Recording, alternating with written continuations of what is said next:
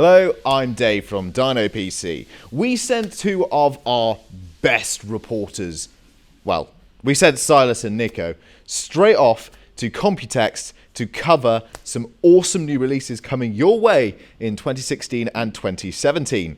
So the next few videos that you're going to see from us are going to be over there in Computex with some amazing stuff. I've already been editing things like the FRACTAL booth and the Thermal Take booth. So I hope you guys enjoy it and enjoy the content over the next few days. To start off with, we're heading straight over to FRACTAL where we can have a look at their brand new case.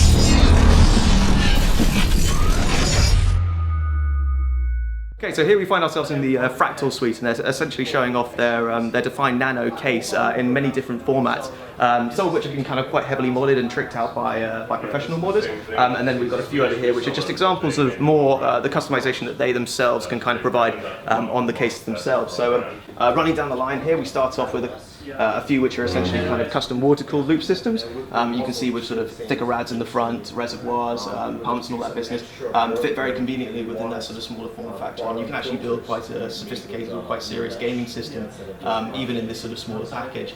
This one actually includes as well, it's FRACTAL's own AIO sort of cooler, but the tubing has actually been swapped out for straight line acrylic tubing, which has been bent in form, which is a really nice thing to see. Here as well, we've got kind of a slightly cleaner look.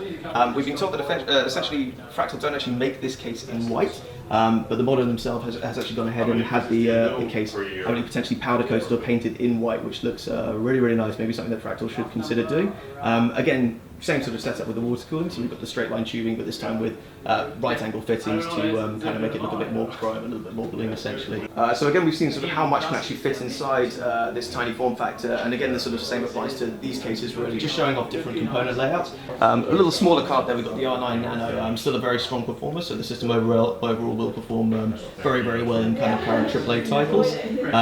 Next one along is a kind of similar setup in the sense that you've still got the ability to kind of water cool, but just showing how you can still have maybe like a push or a pull setup, not necessarily the quad fans on the 240mm radiator, and just a much more extensive sort of longer full-size graphics card as well. So if you're not aiming towards buying just like a tiny graphics card to scooch into the Dilemma ITX case, you can still get away with a much bigger sort of traditional full-size graphics card essentially. But all looks really good, fantastic case, and yeah, we should hopefully see some more of it in the future.